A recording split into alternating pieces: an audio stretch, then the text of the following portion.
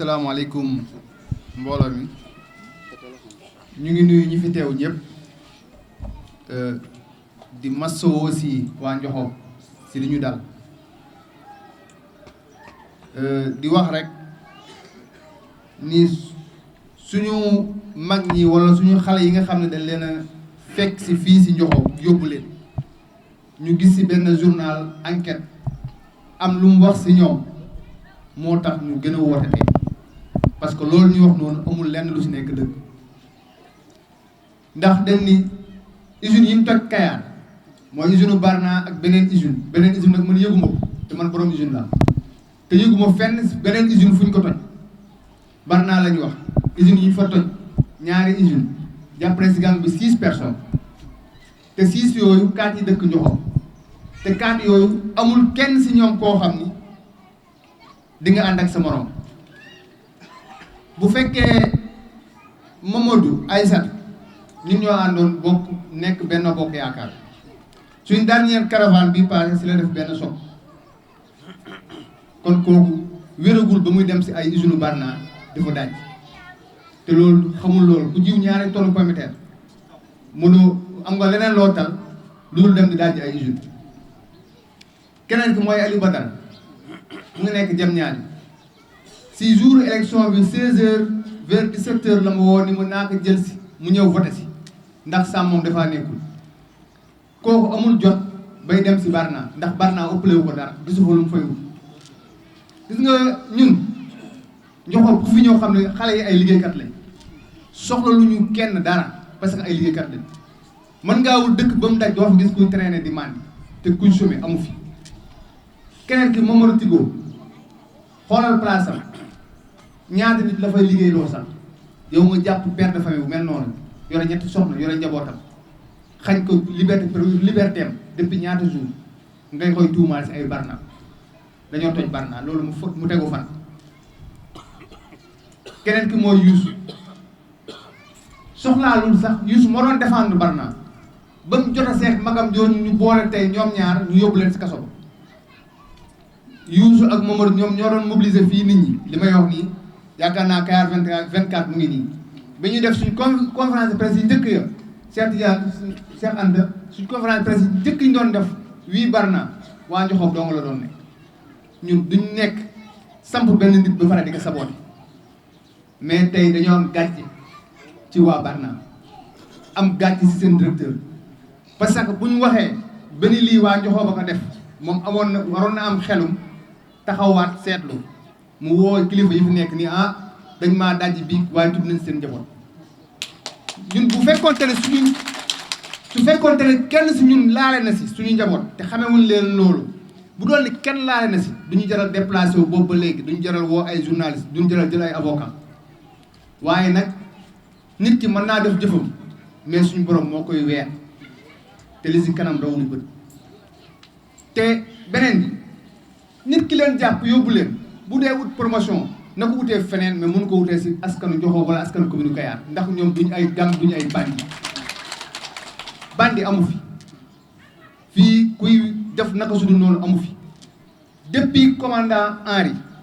su ba ma commencé nekk si mairie beeg léegi mosuma gis benn waa Njoxob buñ jàpp ni dafa sàcc loolu amul fenn nañ dem Thiès ñu xool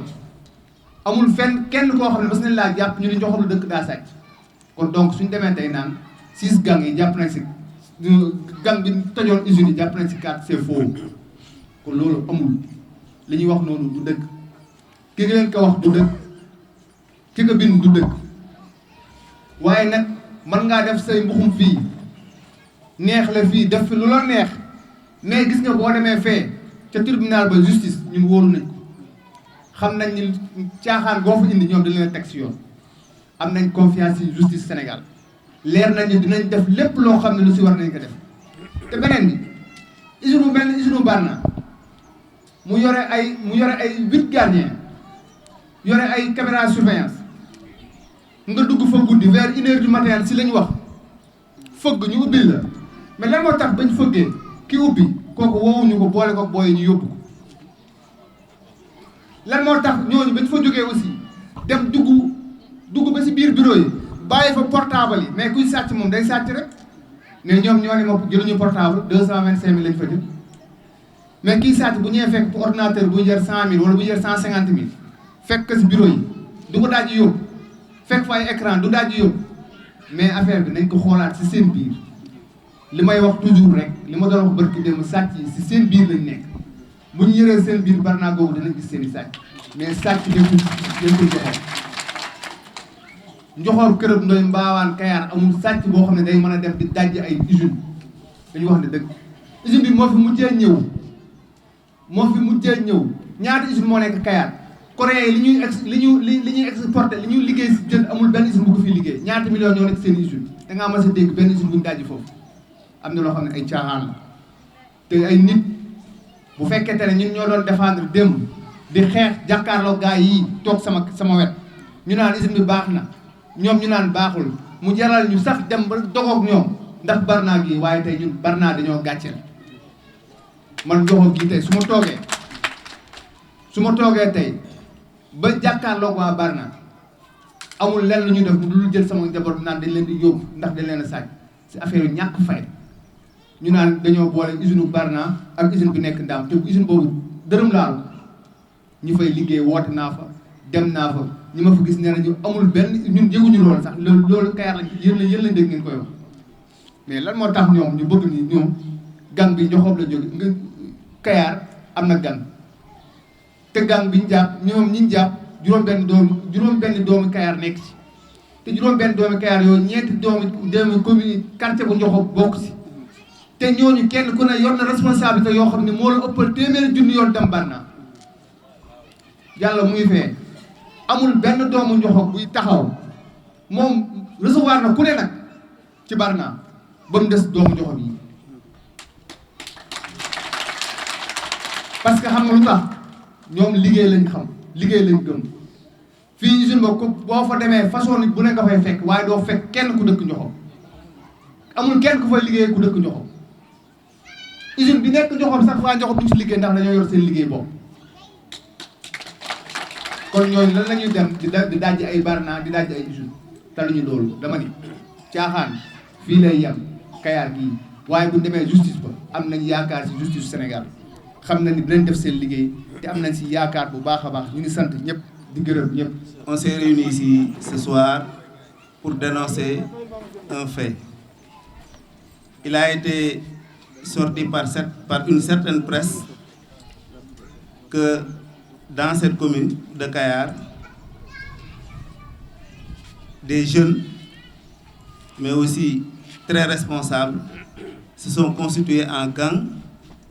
pour attaquer 2 usines de la place, pour, disent-ils, repartir avec 225 000, ce qui est très ridicule d'ailleurs. On s'est réunis ce soir pour dire à toute l'opinion nationale et internationale qu'ici à Kayar, il n'y a pas de gang, ici à Kayar, il n'y a pas de malfaiteurs, ici à Kayar, il n'y a pas d'hommes armés pour dévaliser des usines. Ce qui se passe, c'est que une usine s'est implantée, bénéficiant justement de l'investissement direct étranger, et cette usine s'appelle Barna Sénégal. Et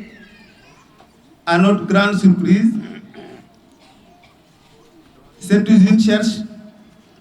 à se défendre, bien sûr, ce qui est normal.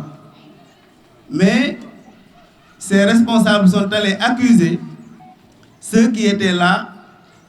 pour défendre l'implantation de l'usine. C'est honteux qu'on puisse accuser des jeunes, des villageois, des paysans qui n'ont que leur champ, qui n'ont que leur travail, qui n'ont rien à envier aux autres. On vient les accuser. Pourquoi? Pour une maudite somme de 225 000 francs dévalisée à coup de feu, disent-ils, de machettes, etc., etc. Donc ce qui est insensé. Donc nous voulons appeler l'opinion publique nationale et internationale pour dire que ce qui a été diffusé par une certaine presse est faux, ne correspond ni à la réalité, ne correspond ni à la vérité. Et avertir justement cette opinion nationale et internationale que c'est nous, c'est-à-dire les populations de Kayar qui devraient attaquer l'usine en justice. Pourquoi? Parce que chaque soir, chaque matin, l'usine nous enfume avec une odeur nauséabonde. Et malgré tout ça, ces responsables se constituent en partie civile pour emprisonner des populations. Et ça, c'est inacceptable et on ne l'acceptera jamais. On va se constituer pour se battre sur le terrain de la justice, mais également sur le terrain de la mobilisation, pour montrer que nous ne sommes pas des malfaiteurs.